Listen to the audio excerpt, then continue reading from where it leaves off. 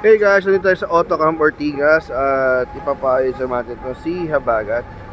So wala naman siya sira, kaso nung nagpa-powder coat nga tayo ng mags is tinry natin alisin yung lifter para ma-observe natin kung ulit yung pakiramdam ng walang lifter. So far so good, okay naman siya.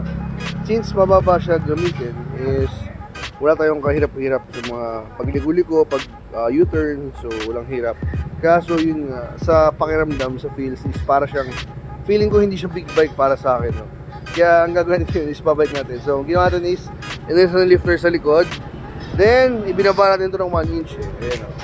Yung harap para magmukha siyang pantay. So yung mukha siyang punggok, no? Pero big bike po rin yung datingan. Pero for me kasi parang ang baba niya masyado para sa akin, and ang hirap niya ihiga or ibangin. Saka yung handling niya nag-iba since naging lowered nga siya, mas mahirap siyang igalaw-galaw. More on para siya naging sports bike yung handling niya. So yun lang naman. At ito, ang papugan is ito. Yan, syempre babalik sa normal to, yung kanyang front shock, then yung lifter. Ayan, babalik natin sa bag natin. So yun nga pala guys, itsura nating candy red na powder coat by Act Dynamics.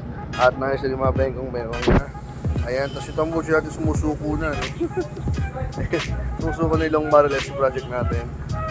Ayan siya guys. Then, ayan nga pala, bagong seal natin. Bagong seat cover by Boss Bato sa IPH. Ayan. Ayan siya. So, feeling ko sa pag ito setup, mas bagay siya. Na-tail tidy kasi sobrang laki ng fender ng Dominar, eh, no? Ayan, ang tignan ito sa nakita na nilalamon nyo yung design. So, kapag bumalik ulit tayo sa lifter, is babagay ulit yung fender niya kahit i-alisin. So, yun na naman. Then, papa-adjust pala natin yung clutch. Kasi medyo pangit na yung play niya. Ayan. Adjust na konti. Then, kadena. Ayan. Adjust yung kadena. Siyempre, pag nag-lifter ka ulit, adjust ulit ng kadena. Yun lang naman napapagawa natin ngayon dito kay Sir Edjo.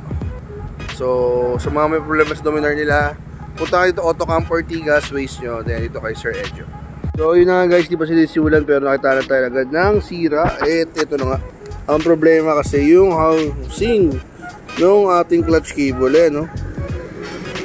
Putol na yung housing ng clutch cable natin. So, delicate na to. I mean, yung cable niya is hindi pa putol, nasa loob kasi.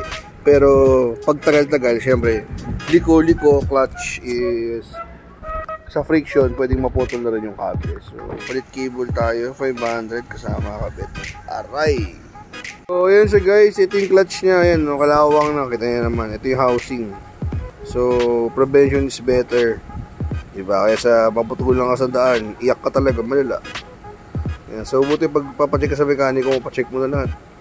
So, ito na siya guys, naibalik na ang kanyang stock height sa front, ayan. So, tataas ulit ang ating motor. Then, ito na, yung lifter na tinatago-tago natin, babalik na dun sa likod. At okay na rin pala yung clutch natin, ayan. Good solid yung play kasi bagong palit. 10K o doon na rin mo pala yung ginastos ito sa since na nagpalit tayo, kaya okay na rin yung palit. Worth it. Bali, dito kakabit guys yung lifter. Ayan, dito muna siya, then i-adjust to. Ibababa tong shock. So dito ipitin yung shock. So ayan siya guys, sasabi sa'yo. Inigot na yung shock, yan yung lifter. So yan, finish pala kayo guys pag naka-lifter. Ayan. At ayun na guys, naikabit na yung lifter natin. Mukha na ulit siyang big bike, ang saya-saya. At kailangan na ito, new look na siya kasi siya ay naka powder coat na mags. Ang ganda ng kulay, bumagay dun kahit dun sa reflector nyo, bumagay. So ang angas na tignan ng ating motor. Ayan, feeling ko naka big bike na ito. Tapos bagong palit yung clutch natin. And ayan, sobrang ganda na itong motor natin. Nakakamiss talaga tignan tong looks na to. So maraming salamat kay Sir Edjo. Ayan. So may ginagawa po siyang Dominar. So sa mga Dominar owners, enthusiasts, punta kayo dito para magawa yung mga problema sa Dominar nyo. Kasi Sir Boss Edjo is expert na sa pagdating sa Dominar natin. So yun lang naman guys, so share natin yan. Tayo ay nagpa-lifter ulit, binagyan sa dati, and palit clutch, emergency clutch. So may help na, kailangan check nyo lagi yung clutch nyo. Pag medyo pangit na yung play ng clutch, is ibig sabihin nun, palitin na talaga. So yun lang naman. And the rest is okay na. Ayun. So maraming salamat guys. Please do like and subscribe. And ito nga pala, malapit tayo mag-change oil kasi malapit ito mag 26 km order ito. 26,000 km order ito. So, shoutout nga pala kay Boss Batos sa PH, ayan. Sa Mondragon seat cover natin. And syempre kay Boss Edjo. Dito yan guys, Ortigas, Autocamp, wish you luck. So, maraming salamat guys. Bye!